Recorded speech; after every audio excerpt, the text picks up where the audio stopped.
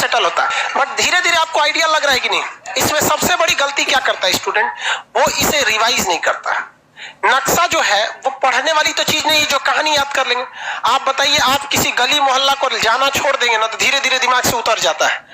आपको अगर आप बहुत सी चीजों को ऐसे देखे होंगे ना, जहां आप मोहल्ले में रहते होंगे या जो लड़के पटना में रहते हैं या बाहर रह के पढ़ते होंगे, आप कुछ ऐसे दुकानदारों को देखते होंगे जिन्हें शक्ल से पहचानते हैं लेकिन नाम भी नहीं जानते है कि नहीं।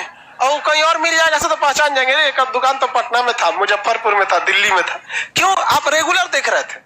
तो नक्शा को भी क्या करते रहना है, रेगुलर देखते रहना है। जो हम यहाँ पढ़ा रहे हैं, आप अपने लॉज में सबसे कमजोर विद्यार्थी खोजिएगा जो पढ़ने में बकलोल हो। समझदार को नहीं, समझदार बहुत घमंडी होते हैं सब, उन सब से दूरी बना के रखिएगा। लॉज में जो आपको सलाह देने आए ना, सबसे पहले साइड होइएगा। बर्बाद और नाकामयाब लोगों की कुछ पहचान है, उन्हें नींद बहुत आती है, भूख ससुरन को बड़ी भयानक रखता है, आराम बहुत खोजेंगे सब। दुनिया का कुछ भी दिखाइए, उनमें उन ससुरों को बुराई दिखेगी ही दिखेगी। जो व्यक्ति आपको कह दिया बुराई करते हुए ऐसे वैसे, वो कभी आगे नहीं जा सकता है, कभी नहीं। क्योंकि कामयाबी इतना ज्यादा वक्त कहती है, कामयाबी कहती है तुम मुझे वक्त दो, हम तुमको कामयाबी देने दें। तो कामयाबी में इतना वक्त लगता है कि उसके पास कभी भी वक्त ही नहीं है दूसरे की बुराई करने के लिए। और दुनिया में लोग कहते हैं ना, कामयाब होने के लिए कुछ रास्ते अपनाइए, कुछ रास्ते अपनाइए। सिंपल एक रास्ता है कामयाब होने का, वक्त। मेहनत वहनत कुछ नहीं, कुछ मेहनत नहीं, समय दीजिए। समय आप दुनिया में किसी को समय दीजिए, वो आपका होगा। आपको फिजिक्स समझ नहीं आ रहा है, कोई टीचर आपको बिलीव नहीं कीजिएगा ना, टीचर के पास मत जाइए। फिजिक्स का कोई चैप्टर नहीं आ रहा है, ससुराल का 10 दिन तक रीडिंग मारिए, रीडिंग मारिए, रीडिंग मारिए। आप 10 दिन बाद उस ससुराल समझ में आना है लेकिन पूरा बना देंगे आप। तो दुनिया का कोई चीज आपका होगा अगर आप उसे समय देंगे तब, लेकिन आप समय लड़की को दे देते हैं। तो आप किसी चीज में कामयाब होंगे, ये डिपेंड करता है आप उसे कितना समय देते हैं। तो लॉज में जो कमजोर विद्यार्थी होगा उसे क्या कीजिएगा, पढ़ाइएगा, ये समझ के कि आप खान सर है। आप ये समझ के नहीं कि आपका लॉज का वो स्टूडेंट है, आप ये समझ के करिएगा कि आप स्टूडेंट हैं। जितने लड़के लाइव पढ़ रहे हैं अपने मोहल्ला में, गली मोहल्ला में क्या कीजिएगा, बताते रहिएगा। सबसे अच्छा तरीका है जिससे फोनवा पे बतियाते हैं ना, ओकरे पढ़ाइए। सार्क बताओ तो सार्क सार्क, हाँ देखिएगा, तब उधर से फोन करके डिस्टर्बो ना करेगी। क्या जरूरत है तो नहीं पूछ लेगा खाना खाएगी नहीं, अरे खाइए लेगा, मरने जाएगा, खाएगा नहीं तो। एक बार हमको याद है कि ग्रेजुएशन में बीएससी में थे हम, मेरे मार्क्स बहुत ही खराब थे, ग्रेजुएशन 49% था। इतना कम बहुत खराब होता है, ये तो एक नॉर्मल से भी लड़कों का भी इससे ज्यादा ही आता है।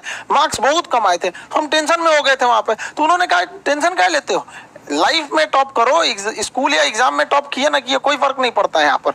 इसलिए किसी भी लाइफ की एंट्री भले खराब हो लेकिन एग्जिट एकदम तगड़ा होना चाहिए। आपका बचपना भले गरीबी में बीता हो लेकिन आपके माँ बाप की बुढ़ापा कभी गरीबी में नहीं बीतनी चाहिए। और लाइफ में ठोकर लगना तो बहुत जरूरी है, क्योंकि ताश में जोकर और जिंदगी में ठोकर कभी भी माहौल बदल सकते हैं। और बुरा वक्त से कभी घबराना नहीं चाहिए, क्योंकि बुरा वक्त ही बताता है कि लोग क्या थे और हम क्या समझ रहे थे। लाइफ में सबके साथ चैलेंजेस आते हैं, सबके जीवन में कठिनाइयां आती हैं। कठिनाइयों का आना एक पार्ट ऑफ लाइफ है और उससे जीत कर निकल जाना एक आर्ट ऑफ लाइफ है। सबके जीवन में संघर्ष आते हैं, हम लोग के समय में भी आए थे। बहुत सारे लोग ठग के चले गए, हमको तो इतना ज्यादा ठगा गया कि हम पटना केवल इसीलिए रुके कि हमको घर जाने का पैसा नहीं छोड़ा था। इस तरह से हमको यहाँ पर नोच लिया था लोगों ने, लेकिन हम धैर्य रखे, अपने टीचर से बात की तो उन्होंने काफी मधुर भाषा में बोला कि देखो बेटा, जीवन में किसी को ठगना पाप है, ठगा जाना कभी पाप नहीं है।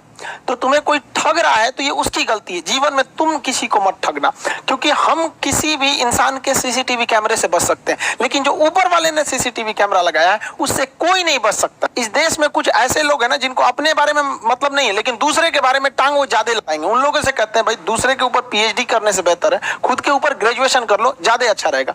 लड़का को फ्रस्ट्रेट होता है तो एक बार अपना टाइम टेबल बनाएगा, सुधारेगा, भाई इतना ऐसा टाइम टेबल बनाओ जो दिल में रहता हो। और बहुत से लड़कों को देखते हैं कि सुबह 4 बजे उठते हैं, हमने अपनी लाइफ में कभी 4 बजे नहीं उठेंगे तो पूरा दिन डिस्टर्ब रहेगा। आप जिस समय कंफर्टेबल है उस समय उठिए, लेकिन हाँ एक बात जरूर याद रखिएगा, जितना जल्दी उठेंगे उतना ज्यादा आपके पास वर्क टाइम ज्यादा रहेगा। अब देर से सो के उठेंगे तो आप एक अच्छा सा वर्किंग टाइम को गंवा चुके रहेंगे। तो एटलीस्ट कोशिश कीजिए कि भाई बहुत से बहुत तो 6-7 के बीच में उठ ही जाइए। और पहले उठते हैं तो ये अच्छी बात है, लेकिन ऐसा नहीं है कि जो पहले नहीं उठते हैं उनके लिए बहुत गलत बात। आप जितना पढ़ सकते हैं अपनी कैपेसिटी के हिसाब से ही पढ़िए। आपकी बॉडी 8 घंटा नहीं सस्टेन कर पा रही है, आप 4 घंटा ही पढ़िए। बट धीरे धीरे उसको इंक्रीज कीजिए।